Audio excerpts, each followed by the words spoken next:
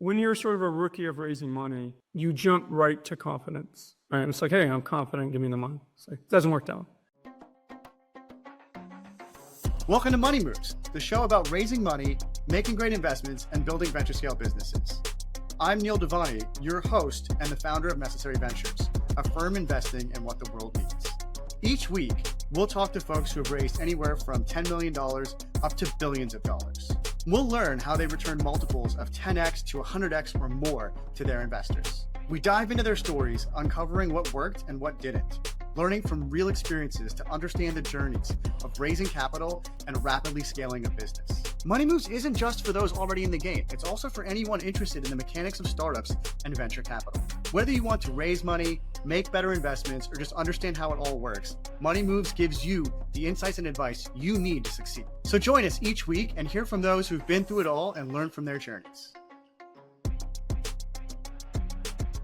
Malcolm, thank you for joining me for an episode of Money Moves. Pleasure to be here. You've had an amazing career working across geographies, asset classes, now running your own family office. When did you first know that you wanted to be an investor? Oh, wow. I would say actually my junior year in college. We played an investment game. Back then, it's pretty crude simulation.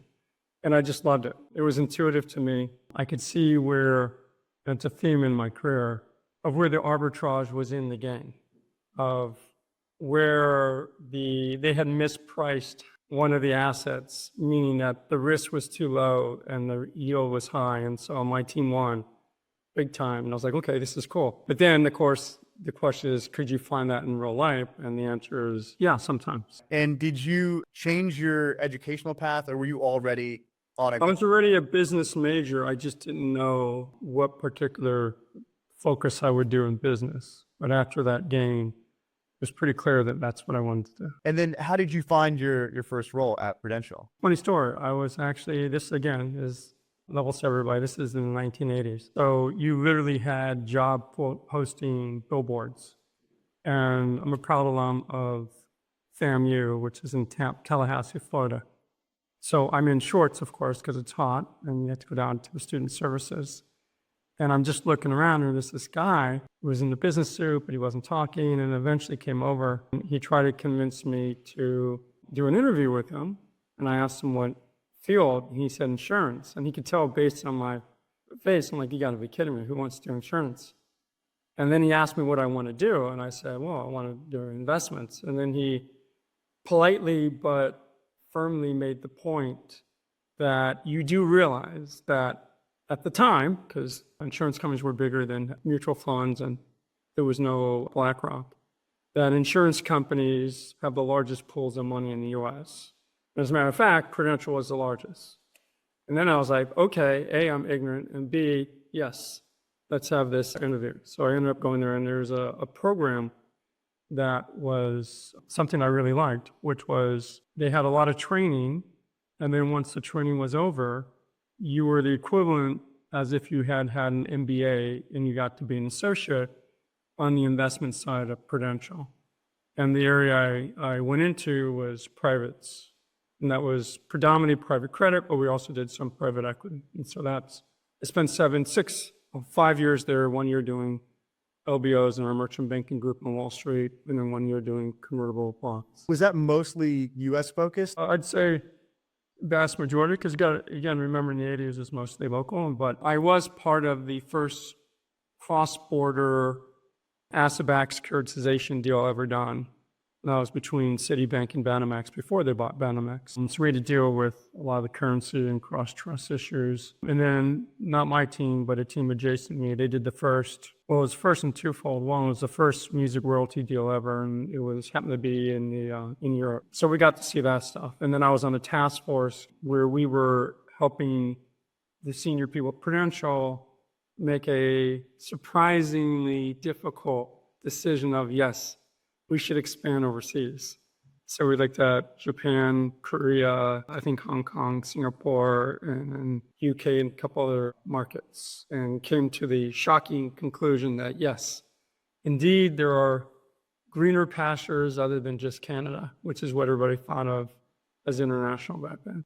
And that, it sounds like, was your first foray or taste of Asia, which went on to be a very dominant Correct. career. Did you see that coming, or was there something more? Because you went to business school, I think, before you went like fully into Asia. So like, what was the? Yeah, you're right. That study, at the conclusion, was a small team of people who were part of the study.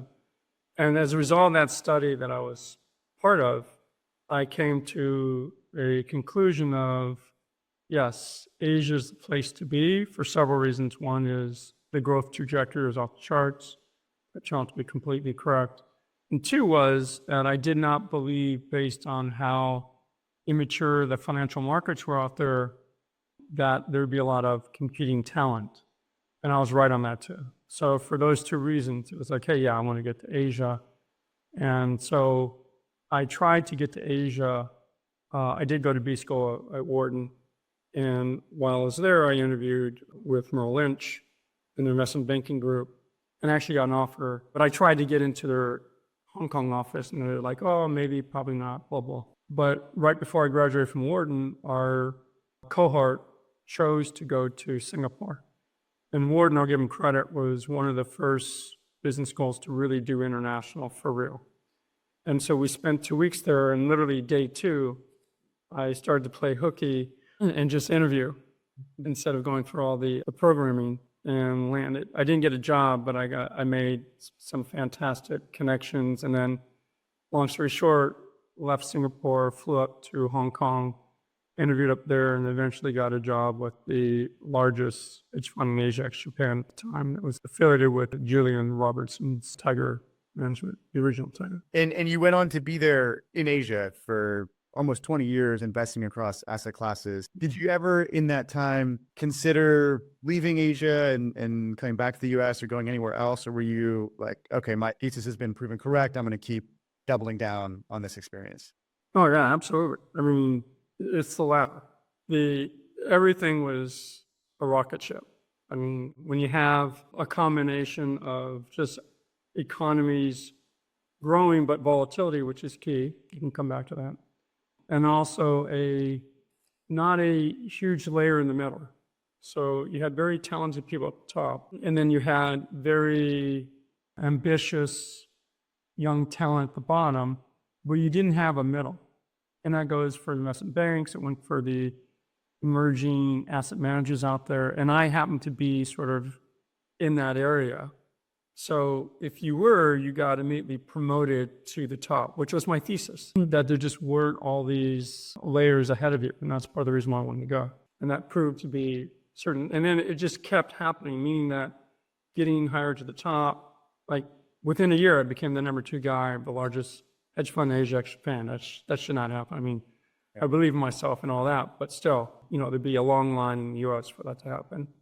And we were quite successful. So, and then same thing when you went out on your own and did things, that opportunity set was much greater. So you kept having the sky is the ceiling in Asia. So there was no reason for me to sort of go back. What really did draw us back initially was we had our first children, and when they had them grow up a little bit in the US, but we came back pretty soon afterwards. So from 1994 until essentially the end of 2010, I was based in Asia. There was a little bit back and forth in the middle, but essentially based in Asia. But I spent most of my time traveling throughout all of Asia. The experience you had in the thesis sounds very analogous to someone deciding to join a startup at that stage of their career, where you have founders who may be very experienced or not, but they're at the top of the company, and then you often have younger people like straight out of college or grad school coming in. And if you can come in that middle layer, provide a lot of value, you can grow very quickly with the company. It's very reminiscent of that mentality. I would agree. I would just make one slight adjustment to that, which I think is important. I was bringing real skill sets. Like in Asia at the time, the capital markets were very immature. So as a consequence, most people only looked at 3 things: either real estate, which was everywhere, or the stock market. But even in the stock markets, outside of a couple markets, there were literally 10, maximum 20 stocks that you could literally invest in. And therefore, there wasn't much to choose for. And then most of the debt out in Asia at the time was bank financed. And most of the bank finance was asset-based lending, meaning the real estate, the assets. So when you sum it all up, there were very few people who had done cash flow analysis either on the equity side or the debt side, which I had. And that really was the future of investing in Asia. So there was a skill set. Plus, just like if you're in the US and you have a view of China, which I do, it gives you an edge against your competitors here. When I was in Asia, since I had a professional investment view, an economic view of the US, because that's where I grew up, that gave me another edge against the people I was competing against there who didn't know US. So I brought a really hard skill set with me. Plus, I had a particular professional view on the most important economy in the world, and it was everybody's market. So I would agree with you. So the analogy would be, if you're going to go into these startups, bring something that's very, valuable to that scenario, as opposed to just join and, hey, I'm taking that risk. And that's how I would address what you just said.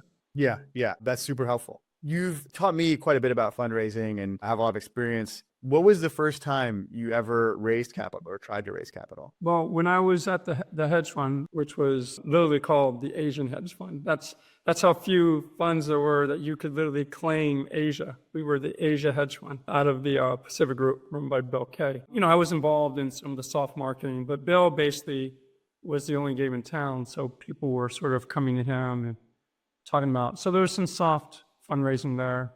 And then when I left and ran a small it was 4 billionaire families at the time, and they sort of joined forces, and I ran the investments on that. There was investor relations because I had to manage the relationship with 4 billionaire families, but it wasn't really hard fundraising. Really was when I joined Avenue Capital and started and launched their Asian operations. We had no money, no staff on the Asia side.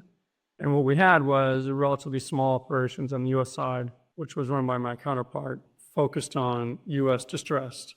So basically, the timing there was 1999, and we basically had nothing. I had no support team. Mark he introduced me to some of the investors who had been on the US side, which was a grand total of 6 institutions. And then from then on, just using relationships, quasi-cold calling, putting together a pitch book, doing everything.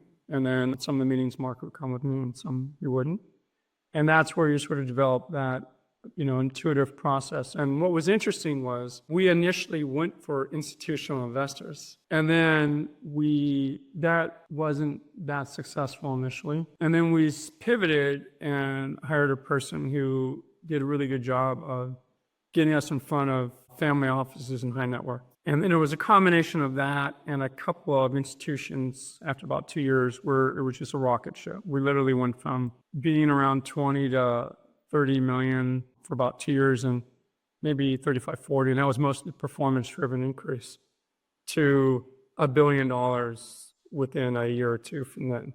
And then it took like a year to go to 2 billion. And then, so within 6 years of starting, I was running over $5 billion, which made it the largest alternative investment fund in Asia, ex-Japan, and had 120 people working for me, and I built that team and trained them from the get-go. So yeah, that was a rocket ship, but it was an interesting process. I would say that short fundraising cycle of going from 0 to 6 billion, let's call it 6 years. 2 years was essentially flat, and then 4 years was straight up line of both institutional and net worth family offices. In hindsight, obviously, it was good that I had those 2 years to really fine-tune everything. At the time, of course, you wanted to take off right away. But looking back, 2 years was nothing, right? So I do think that you have to make the most of it while you're getting some traction.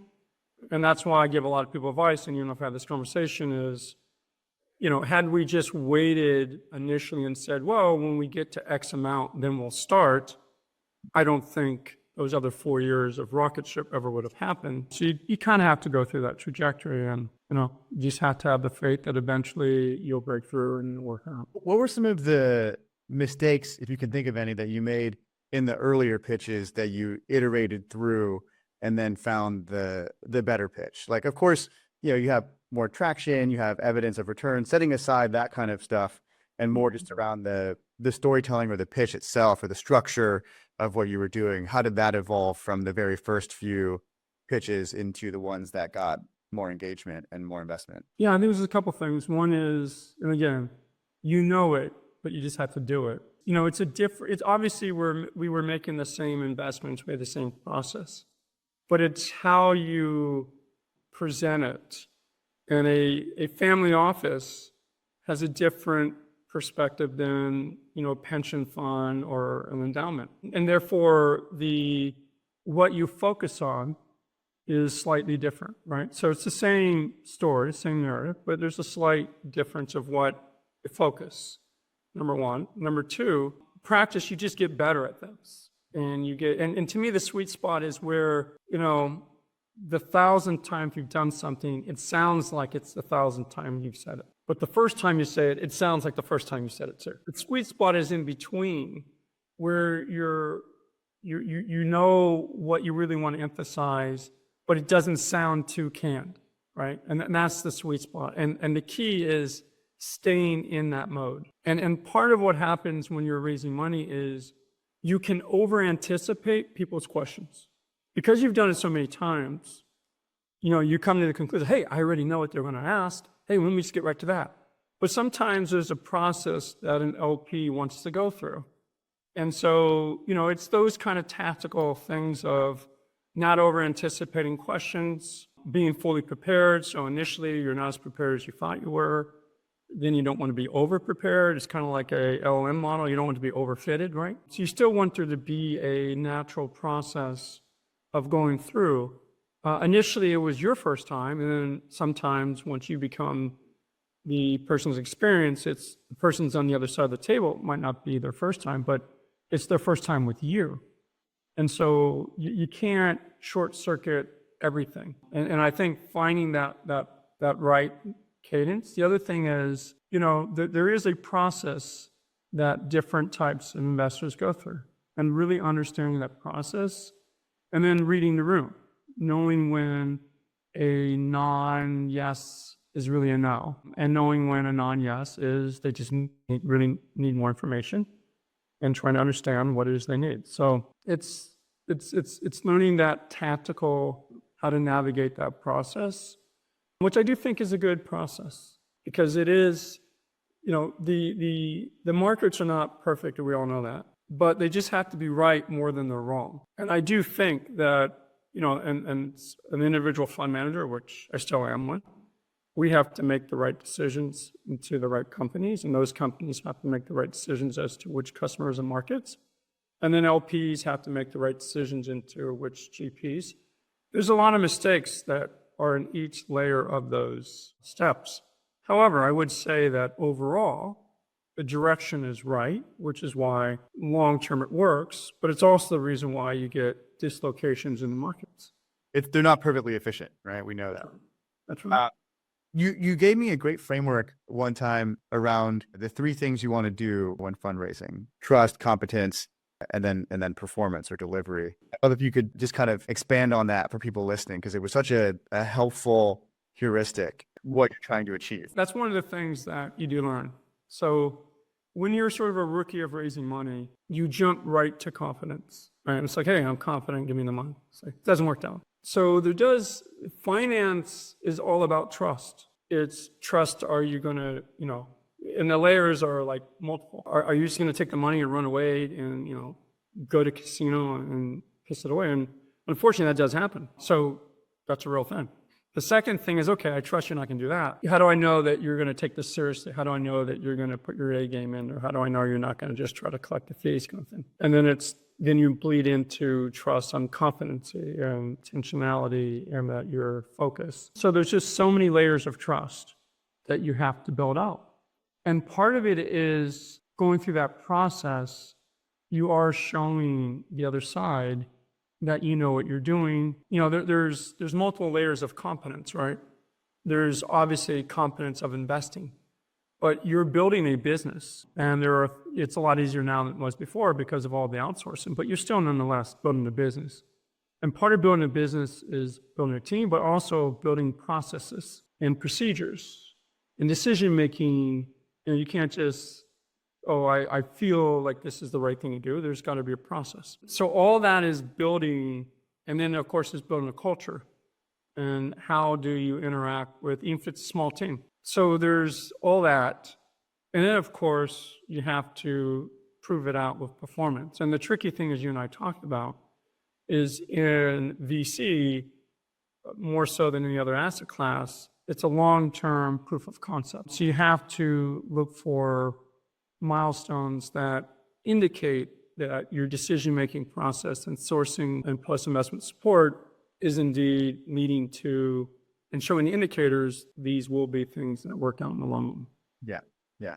I think that that last one is one of the most important. When we talk to younger folks who want to join a venture firm or get into venture, I always tell them, the truth of it is if you show a GP interesting deal flow that they're not seeing where they want to go deeper, that's probably the easiest, fastest way to get a job.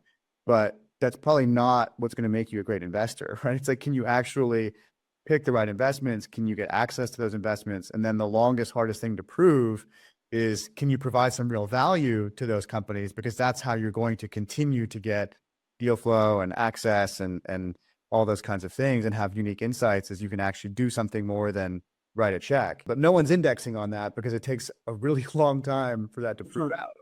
And it's hard to tease out causality in that piece. So if you want, And then you throw in not only that, everything you said is correct, but go back to the starting point of zero. I think you started at 1. Going from 0 to 1 is training, is fundamental understanding of things. And one of the programs I have set up is to indeed do that. So there's not only do people not, those things you talk about, it's hard for that to show up, and therefore people under-index it. But most people are not even trained to do those things. So it is a huge issue within this in VC more so than I would say in other asset classes. Most other asset classes tend to have entry points where there's a lot of training. Not as much as there used to be when I first came into the business, but definitely they still have it. VC, there's a couple programs, meaning there's a couple funds who still do it, but most don't. And then there's a couple programs like one that I run that do it. But if you look at as percentage of individuals who actually go into VC, most have very little, if no, training as it relates to being in venture capital. I mean, I'd actually say that the founders have more training than the VCs, because most founders, not all, we all heard the stories of people who break it the first time, but most of them have done something relevant to what they're actually going to run, either as an employee at a company or subject matter expertise, or have a functional expertise like sales or marketing, something like that. So they've had some either real or adjacent training. Some VCs do, but a lot don't or didn't when they first got in. So it's much more of a learn on the job training as opposed to training before the job. yeah, and the cliche, right, in the industry, I think it's true with the cliche, like, oh, it's an apprentice based industry. I don't think it has to be that way. I also don't know if that's optimal, because learning from one expert is different from learning from many experts. And something I love is the amount of content that's been created in the last few years from people who are very experienced, very skilled. It's a golden era in terms of that becoming more transparent, which is pretty cool. I totally agree. If you did a search, say 8+ years ago, the amount of transparency into a lot of stuff we're talking about, which just wasn't there for VC. And there's been a ton of it coming out. So I do think you're right that in an odd way, that's a lot, a lot of the podcasts, right? And the blogs and people allowing to show some of their training materials up there has definitely had, I think, a very positive impact. You told me a story one time about your first institutional LP and how you closed them. And I'd love to talk about that. Before we come to that, could you talk a little bit about before you had those LPs, the LPs that you raised from, and how you found them, how you got in front of them, how you got them comfortable, and then we can go into like that breakout institutional LP. Yeah. So did you want me to talk about just in general, or? No, like if you could share some specifics around those. I think it was mostly like individuals, families that you were closing before you got to that Yeah, so we did have some institutional investor at the very beginning, but then it's kind of got stunted. And then it was more high net worth family offices and then sort of fund of funds. And the difference is that for what we were doing, just again, to level set everybody, it was distressed debt in Asia, including China. And we're talking 1999, 2000, 2001. So China had not joined the WTO.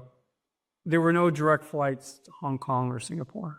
And you were watching the Super Bowl on tape delayed. So that's just to set up the situation. Now I'm trying to convince people that I can make a lot of money, which we did, investing in the Wild Wild West, not stocks where there's at least trading and transparency, but this, non-performing loans and busted bonds and stuff like that, where, by the way, there's basically no research. So the family offices were willing to focus more on the upside. Obviously, I would go through the downside and walk them through the risk, but it really was the upside, and they really grasped the value that I was able to invest in terms of the entry prices, the loans we bought, and of the bonds that we bought.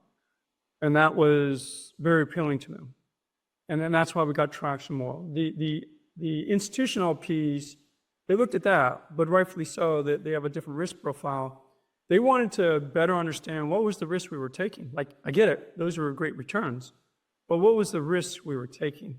And that kind of leads into the story I told you, is that the way we literally got a, $200 million check, and this is 2001, from one LP, was I had to, write a white paper that laid out and quantified the risk that we were taking to justify that the amount of return we were getting, there was some alpha there, there was some excess there.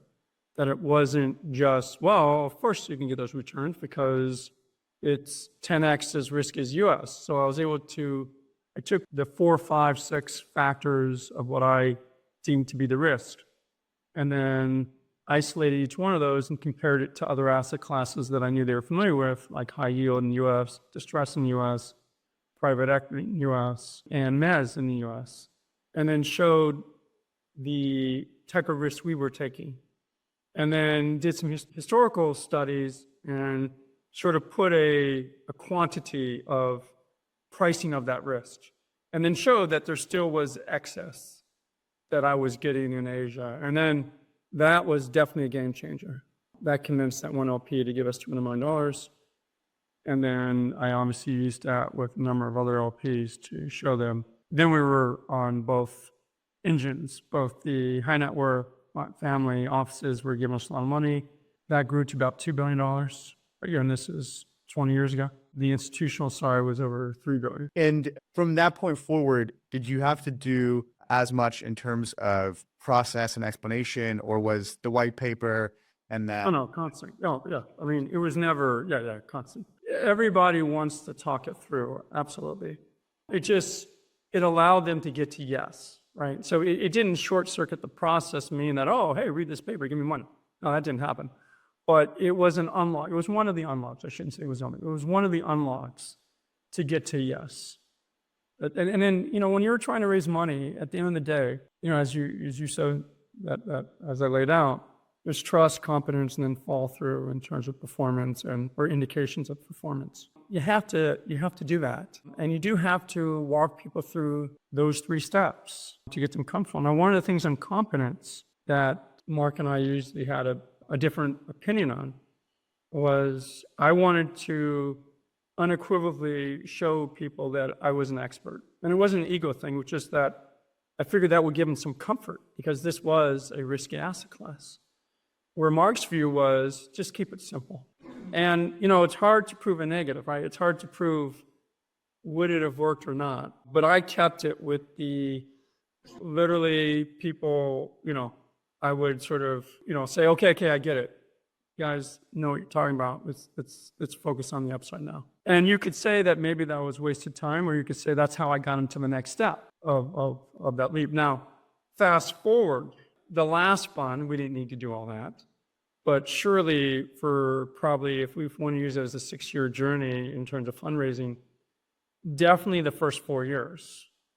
You know, the last fund that I raised, which was the institutional fund of over $3 billion, we literally raised that fund in 3 or 4 months. So yes, in that fund, we didn't need to go through. And we only found Investors coming back. it was new investors, it was existing investors, it was a who's who. It's a good thing to be able to say. We had to cut one investor back. They wanted to write us a $500 million check. Again, this is 2006, and we had to cut them back, I think, to like 350, because we wanted to, they were an existing investor, and we wanted to bring in some other investors too. So, you know, that's always a nice thing to be able to do. So it was all types of investors. So when you raise that amount of money, you know, if, again, this is almost 20 years ago, so at least 2 or 3 exit to make it equivalent to today, it was literally 3 months. Like, we started, I think, in February, because I had to be after Chinese New Year, because I was based in Asia. And I came out by, I think, April, May, I was like, we got to stop this. We're done. So that was a total rocket ship. That's an amazing inflection to experience, right? Having to write white papers to just explain how things work, to being able to do that in 3 months. In that segment, I mean, you're talking about private credit, you're talking about distress. At that point, it was private equity, we had, to take on that much money back then in Asia, we had expanded the mandate to be private equity, private credit, distress, and then mezz, which is also private credit, but that's like new credit, right? So we expand the footprint, expand the mandate to take on that much capital. One thing I was thinking about and wanted to ask you about, because you've done quite a bit now in venture, you've done a wide range of asset classes. Can you talk about interdisciplinary learnings from that experience? An example I was thinking about is how in private credit, I mean, I guess distress, that's probably a little different from traditional private credit, but you really want low loss ratios, right? And above a certain point, it destroys your fund. Whereas in venture, you know, 25% is like a low loss ratio. Some of the best performing funds of all time are 50%, 60%. So very different mindsets. Can you speak on that or anything else that you've observed working across asset classes?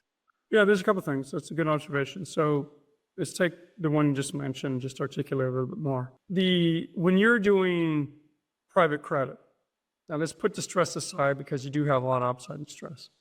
So let's say all the way from, you know, high grade corporates to high yield. There's really no upside other than the stated coupon, and occasionally you can get a little bit of a discount on purchase, but you're buying things at either par or near par, and therefore it is the coupon. So you know what the upside can be. The downside is what you're trying to manage against. So there's a couple things you're doing. One is you want to diversify and never have a big bet on anything because there's no upside in having that go wrong. If you're right, you just made the coupon. If you're wrong, you're overly concentrated in something that could be a 50% haircut. The second thing is the types of errors, right?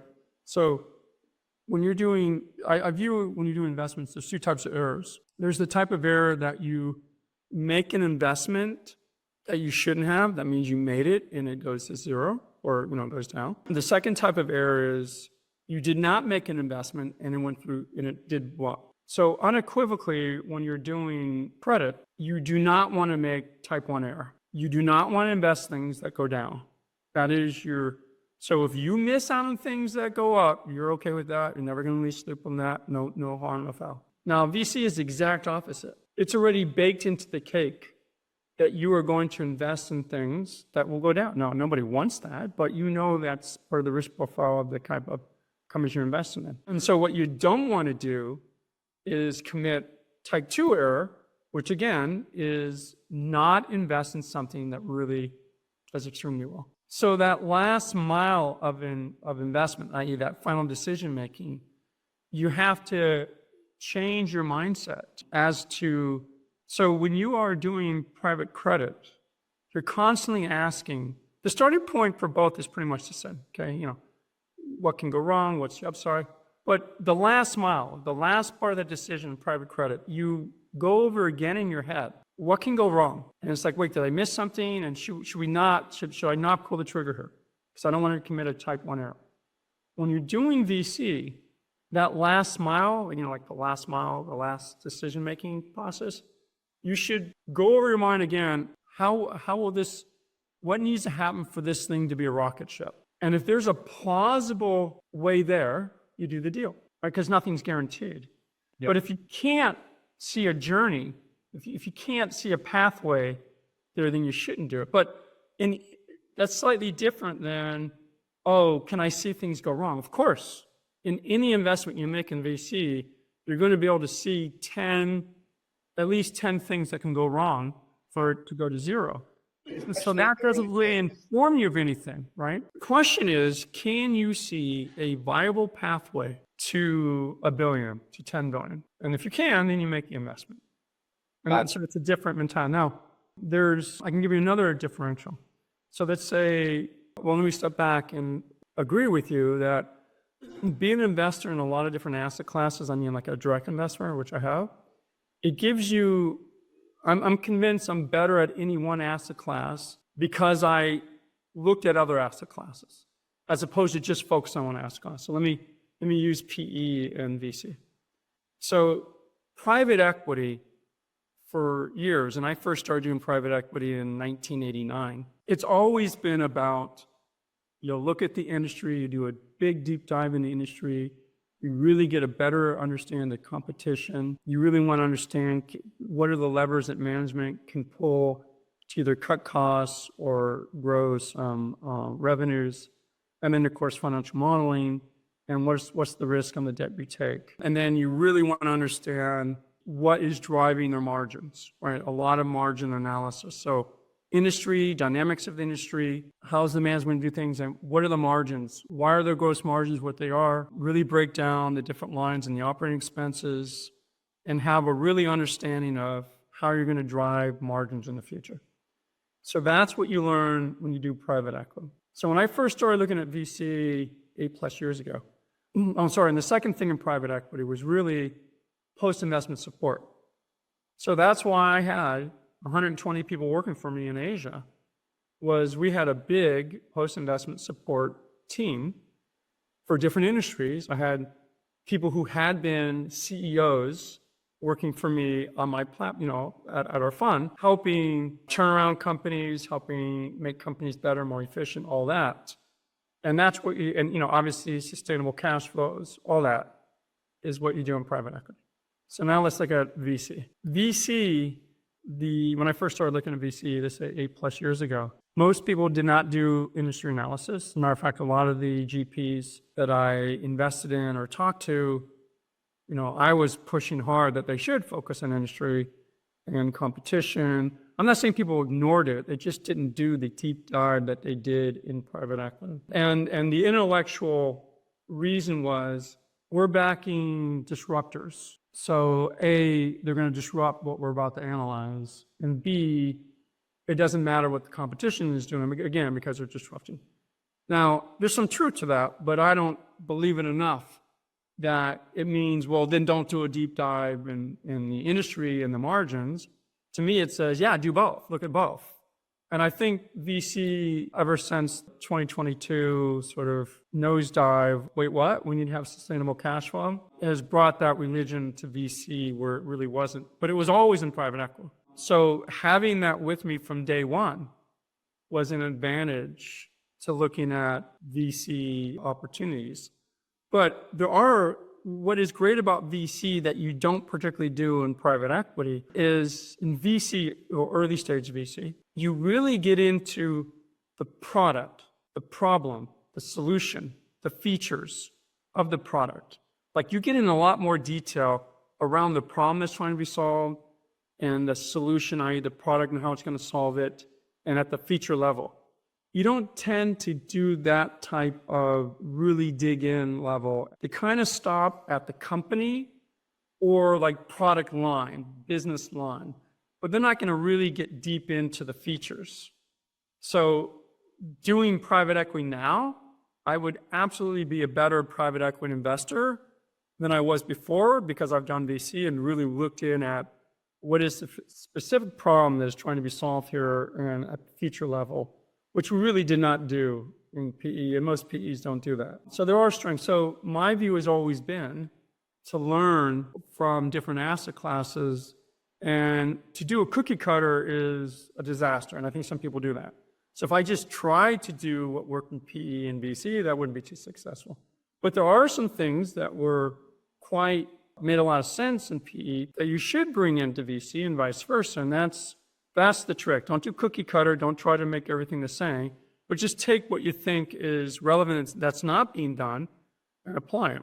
And same thing for post-investment support. I think people that have been getting better, but you read some of the blogs in VC, they act like, sustainable cash flow is a new invention, and post-investment, like real post-investment support is a new invention. There's no blogs from the 80s and 90s, but go back and, look at some of the investment memos if you have a hard time falling asleep at night, and read those, and you'll see that, yeah, we talked about that 40 years ago. VCs love to think they Innovate everything. innovate. Yeah. Everything's new. We're the first to. Who knew? Who knew? Sustainable cash flows meant something. Who knew? We have two segments that I like to do at the end of the episode, and I want to wrap up with those. The first, I'm just going to ask you the advice you would give to an early employee or a founder, a GP, someone who's had an exit, a nice come up. They've got a couple $1 million, less than 10 million. How should they invest that and manage that if they're planning to continue? They're not trying to retire, but they want to invest it well as they go do the next thing, whatever that might be. And before you answer, I'll give the standard disclaimer that none of this is legal, tax, or financial advice. Absolutely. You're off the hook. Sounds really quite specific. Is this maybe relevant to you? So it's like, a person might have a podcast and they live on the West Coast. And I get this question actually a lot, and it's something I've thought about myself. I'll tell you what I do, but would love to hear your thoughts. Okay. So it all depends on what they're doing, right? Because a key is to take on the appropriate amount of risk. And that's a function of what are you already long? So meaning, if you're going to be, in your example, I think they were either a GP or a founder. So if you were a successful founder with an exit, and then you're going to do other things, that's a different answer than if I'm going to do another one. So if you're going to do another startup, then by definition, you're long startups because you're long your time and effort, even if you didn't put all your money into your second startup, because your assets are not just your capital, it's your brain, it's your time, it's your effort. And that is really your portfolio of resources. So if you're putting your brain and effort and focus into another startup, then that means you can't put that effort in other things. And by definition, you're going to be a little more passive in those other investments. And you do get paid for being active. So you have to acknowledge it. So in the scenario where they are active founder, a lot of founders do want to be also sort of an angel investor. And I would say that's legit and should do that. But my caveat would be twofold. One is, obviously, it should not be at the detriment of your effort of the company, your startup that you're running. So therefore, it should be limited time. And therefore, that comes to the second thing. Naturally, either through your network or through the business you're doing, there'll be some adjacent businesses that you'll have insights into that other people don't. So it would be those two vectors that I would focus on if I was a founder. Again, it's your own network of other founders that you trust and believe in, and the adjacent businesses to what you're doing that gives you an insight into where those gaps are, and then a startup comes and you want to invest in it. I would limit it to that. I think if you go beyond that, then you're sort of doing yourself a disservice because you don't have the capacity. Something's going to break. Either you're going to divert time from what you should be focused on, which is running your second startup, or you're going to be investing in things that you really don't know anything about. So that's how I would approach that. In terms of the other asset classes, again, in order to, quote, time things, you're going to have to be quite active.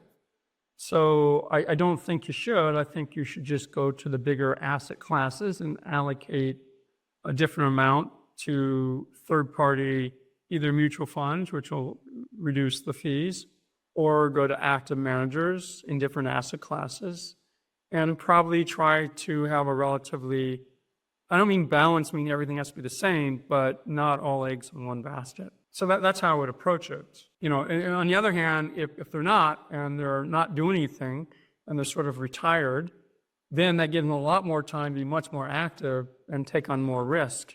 Meaning, I guess the risk I should say is concentration risk. Be wary about too much concentration risk, but if you are going to take any, you better be active in it. Yeah. I tell folks just dollar cost average into a Vanguard fund and just focus on whatever else you got going on. Don't try to be good at too many things unless you think you have an edge in angel investing or whatever it might be. My personal activity is a little different from that in the sense that I'm probably 85% venture capital because of necessary, and then a little less than 10% public, 5% real estate. Just starting a little diversification with some of our investors who have real estate expertise. Probably not the smartest thing, but for this. Well, even what you said there, one of the ways to diversify, which is not really taking you out of your focus for you, is, invest in companies that are listed that are in the same, and they're they used to be startups, and either they had an IPO or, after the correction in 2022, there's still a bunch that are lower. So you can kind of use that as an adjacent to VC because they just used to be private companies, and you probably know them better than other listed companies, right? Yeah, some of the public company holdings are companies I invested in that were private and are now. Sure. All right, we're going to go to the lightning round here, just the last few questions. Some of these are very light, some of them a little heavier. The first one, what food would you eat if you could only have one food for the rest of your life? My default answer is going to be bananas, because my team in Asia was always like, I think it's the bananas, because I was working 24/7. And many times my team would have to be like, Malcolm, do you realize it's like 10 p.m. and none of us have eaten? I'm like, oh, right. My go-to throughout the day was a banana. And so they were thinking that was my secret weapon. But obviously that's in jest. I mean, I do love bananas, but if I can only eat one thing, taste or nutrition? What one? Well, that's a If strategic it's on taste, to make. I love pasta, and I love fruit and vegetables. So if it's more on nutrition, it would probably be those things. A more serious question for you. What's been the hardest lesson you've had to learn in your career? I would say I learned it early on when I was doing merchant banking, and we were doing LBOs, the merchant bank of Prudential. And what I learned was you have to be very intentional about managing your career. I had some great managers on the Prudential side. I did not on the investment banking side. And I had to learn that lesson on that side. Smart people, but they just were terrible managers of people. On the Pru side, I mean, they were both owned by Pru, but Mothership Prudential, I had some really good people who I report to who were also really good managers who helped manage my career. But when I was at the investment banking side, I had to learn really quickly that you have to manage your career. And that means a whole bunch of things. That means, hey, viewing your career as problem solving. What skill sets do I need? What experiences do I need to accomplish to get to here, to there? What industries or sectors do I need to be? And all those kind of things. So that's what I mean by manage your career, is really taking ownership of what it takes to get to that next level. And then throughout my career, there were other times in my career where indeed I did have to manage that. And so I think that learning that lesson early on was obviously a blessing, because a lot of times people think, oh, okay, you're going to be taken care of as long as you've done fantastic work and this and that. And sometimes that's true. And unfortunately, sometimes that's not true. And it's better to learn that. So I'm not saying that merit and competence is not important. I'm actually doubling down on that statement. What I'm saying is that even in spite of that happening, there's no guarantee that your career will go the right way. You need that, but you also need to be intentional about filling the gaps in your toolkit, because nobody's 100% competent in everything. And choosing what you need to get better at and what experiences you need is what managing your career is about. I'm not saying the political kiss that person's butt or show me that person. That's not what I mean by managing a career. I mean, literally viewing yourself as the product, and what additional features and use cases does that product, i.e. you, need to have? And that's what I mean by managing your career. And that's something that you're always learning, what those next skill sets might be, and always adding those things That's really, really good lesson. What's been the best moment of your business life so far? There's been a couple. I would say some are performance driven and some are learning driven. There was a period of time when I can't remember, but it was like 4 or 5 years of, this is on the hedge fund side, or hedge fund of what we were doing with distress. There were 20 plus gross returns with no leverage when other people were not. That was fantastic. But the learning of things is also, and accomplishing goals, right? So I think the buckets I would think about is when I got to learn a lot. Like I love it when there's that, you go, people think it's like this, and that's not what happens. You go through learning where it's like this and then kind of tapers out and you go like that. So I love it when I'm in that rocket ship learning. And there's been many of those. And then the performance, when you are out competing other people and you have great performance, that's always great. And then when you have one investment where it's, went through the roof, that's also, but then just accomplishments outside of, that performance and the learning, just some milestones of, hitting certain things that you kind of want to do. And those milestones could be some people who work for you who achieve certain things in their own career. It could be some of the programs I was doing of training people, or, personal goals of reaching a certain amount of AUM. So there's different milestones. And when I was at Avenue and we had we never put it in those terms, but effectively we were all kind of co-founders because we built an asset management company and we had an exit that at the time was like, oh, no big deal. It was a lot of money. But in hindsight, it was quite an accomplishment. So things like that. I would say it's never one thing. I think when you look back, I've been doing this for over 35 years. There's going to be a number of points, but they're all in those 3 types of buckets. Before I ask you the last question, I want to make sure, you've mentioned a couple of times the work you're doing in mentoring and helping people get access. Can you just talk a little bit about BVCC for folks who are listening and aren't familiar? Sure. Most of my career, I've been an investor directly investing in, different asset classes. And for the last 8 years, I've been running a fund where we do invest in both. I use my own money as an angel, but also the fund to invest in early stage VC. So I'm so active in that. But what's always been near and dear to my heart is then giving back. It's back to my parents. And so it's not just now, but when I was running the big fund out in Asia, we had a scholarship program. So we helped 300 students in the greater Newark, New Jersey area go to college with scholarships up to $25,000. What I'm especially proud about that was not just the money, but we actually got 85% plus to graduate from college. And most of those students had like a 3.3 GPA before going to college. So none of them would qualify for a scholarship like $25,000. And if you looked at a cohort of them, it was about 35% of that general cohort would graduate from college if they went to college. Ours was 85. So we were almost 3x that. Super proud of that. Then I did an after school program in, again, Newark, New Jersey, greater area. I used to live in the area.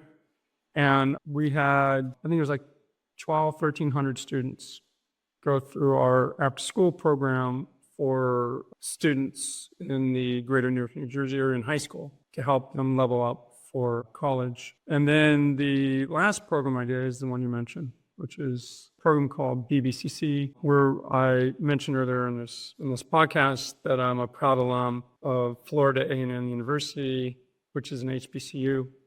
And therefore, the last program that I have, BVCC, is focused on taking top performing students from HBCUs and giving them the training that you and I discussed earlier that is not usually given in VC, where if somebody goes through our program, they start as a junior, they could literally have 2 years of training while in school. So when they come out, they are a fully trained analyst. So what we do, we've had over 2,200 students go through our program, over 10 HBCUs. I've launched this program back in 2019. Well, technically 2018, but the first real group was 2019. And we have a track for venture capital.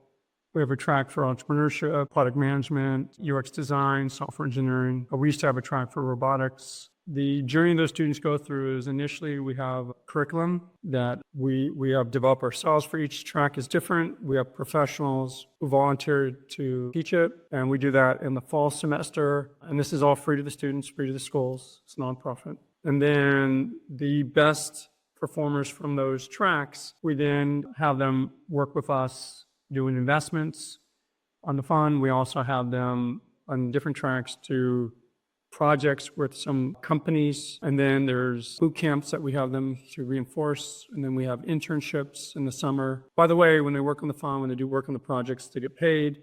When they do internships at VCs and tech and big tech and startups, they get paid. And then on the VC side, when they graduate, we also have a fellowship where we place them for a year, and our group pays for their fellowship at a venture shop for a year. So they might have been working on VC for 2 years in school, and then they do a year in the real world.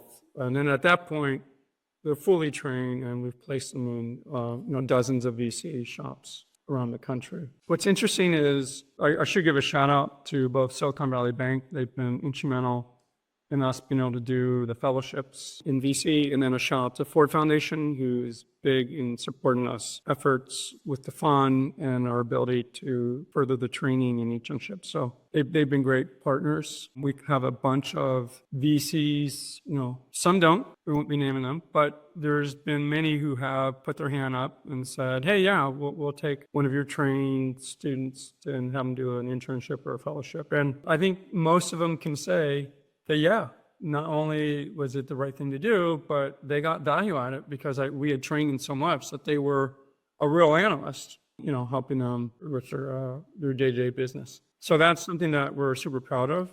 And just one last note, which is we don't really advertise. It's just sort of word of mouth. Like I said, for the last 4 years, we've had over 500 students initially join our program each year. I have a fabulous team that helps me run that, so I can focus more on investments. But in addition to having students from HBCUs, we also have some students who sort of sneak in. I mean, we know who they are, we let them, but from other schools.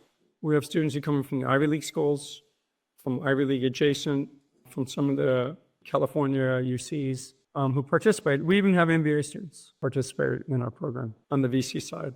And I can say unequivocally that the top performing HBCU students have outcompeted those students, which is why I allow them to come in. So it's a nice benchmark to see HBCU students go head to head against them. So There's this theme of competition, I think, through this episode. And you seem like someone who likes to compete. You like a good competition.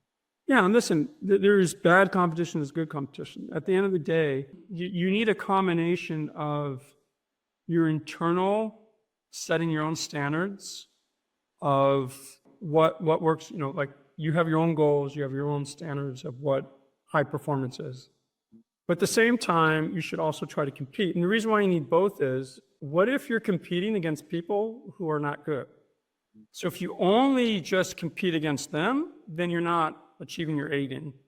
On the other hand, if you're just internally focused and you just think, oh, okay, these are my standards. Well, what if your standards, unbeknownst to you, are not high enough? And therefore, if you ignore the competition out there. So you need both. You need to have very high standards that you set for yourself, but also I think you need a healthy level of competition to make sure that you're on your A game. And I think I've always used those two things and whichever one's higher is the one I go for, right? Yeah. If my standards are higher than the competition, then in the rare case when the competition standards are higher than mine, then I'm going to up my standards and we're going to go after you and we'll catch up. So Always look to raise the bar. Yeah. always let the raise the bar. Okay, last question for you here. I could ask you a million more. You've helped so many people. You're still helping so many people. Who has helped you the most in your career? A number of people. There's been two ways that I've been helped. Number one is just, people you model, right? And that's a whole gamut. That would be my parents, would be people who I viewed as heroes outside of finance. And then there would be people in finance. And even in that, it would be bifurcated into people who I worked for, and they're just people who I knew of. So that's kind of mine. And the second way is just obviously that third bucket, which is people you've worked for and have gone out of their way to help. And that help has usually been helping with, manage your career, giving you the opportunity to expand in that opportunity to maybe do, like somebody made the decision. I know who it was, and I appreciate that she didn't. Put me on a project to allow me to, for the first time, get some supervision and managerial skills at a very young age. I think I was like 23, 24. And another person put me on that task force to do international, to give me that exposure. So those were intentional, right? But those aren't things that just have, hey, you over there, get on that team. Somebody's making that decision, and you have to appreciate that. At the end of the day, when you convince yourself that you're qualified and you earn that, first of all, there were many steps before that of people helping you be able to say, I'm qualified and I earn this. And I think anybody who doesn't recognize that there's been people in their lives who've done that, then they're extremely, either they're lying or they're self-absorbed, or they just don't get it. Because nobody is born ready. No man is an island or woman either. That's right. Let's adjourn. Absolutely. Malcolm, well, thanks for making the time and sharing your wisdom with us. I really appreciate it.